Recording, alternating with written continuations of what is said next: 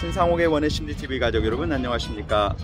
제가 나와 있는 곳은 동양의 납볼리 경상남도 위치한 통영시에 와 있습니다. 아름다운 항구로도 유명하지요. 이곳은 통영 리플렛 플랫폼이라는 곳인데요. 여기에서 어떠한 힐링 여정이 펼쳐질지 잠시 후 찾아뵙도록 하겠습니다.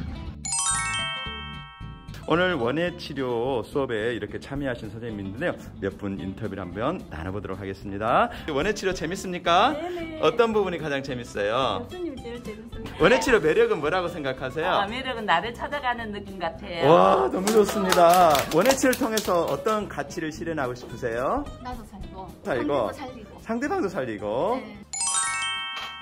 이번 시간에는 많은 사람들이 궁금해하는 원예치료와 원예활동의 구분에 대해서, 차이점에 대해서, 내용에 대해서 알아보도록 하겠습니다. 큰 범주 안에 원예활동이라는 것이 있습니다. 원예활동이라는 것은 채소, 작물, 화해, 여러가지 기타 꽃과 식물을 이용한 다양한 원예활동.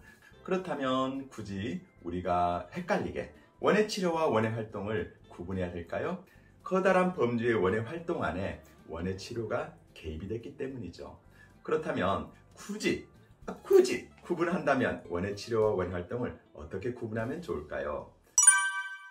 먼저 원예치료와 원예활동을 구분하는 큰 기준에는 치료적 목적이 있느냐, 또한 그 치료 목적을 달성하기 위해서 전문적인 원예치료사가 적극적이고 의도적으로 개입을 하였느냐, 프로그램을 구성하였고 그거를 계획을 하였느냐. 원예치료를 하려면은 그 치료를 달성하기 위한, 치료 목적을 달성하기 위한 진단도 있어야 되고요. 또 사전 정보도 있어야 되고, 프로그램 기획도 구성해야 되고, 그다음 평가 도구를 어떻게 활용해서 그 평가가 나중에 어떻게 도출되어서 원예치료 전과 원예치료 후에 그런 놀라운 차이점을 구분하고, 놀라운 차이점에 대해서 정말 과학적이고 합리적이고 타당하고 이런 신뢰성 있는 그런 자료가 되는 것인가 라고 평가하는 것이 최종적인 원예치료의 메커니즘이라고 볼 수가 있겠어요. 그런데 우리가 막상 원예치료를 한다 하면서 실질적으로 원예활동을 할 수밖에 없는 이유는 몇 가지가 있습니다.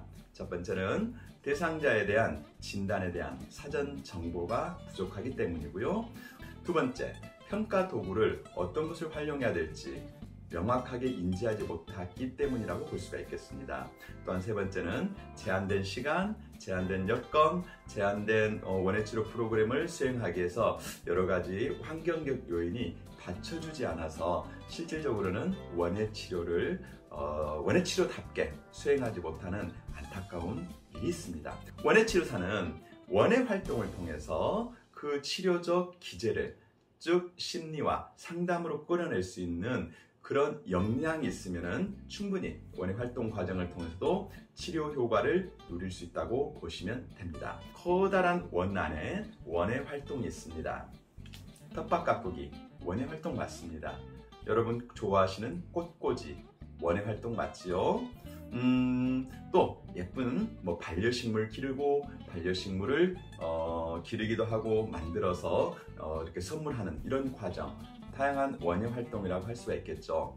하지만 그런 활동하는 과정 속에서 전문적인 원예치료 선생님들이 어떠한 대상자를 이해하고 대상자에 대해서 깊이 다가가면서 그에 맞는 치료 접근을 조금이라도 수행한다면 저는 원예치료라고 봅니다.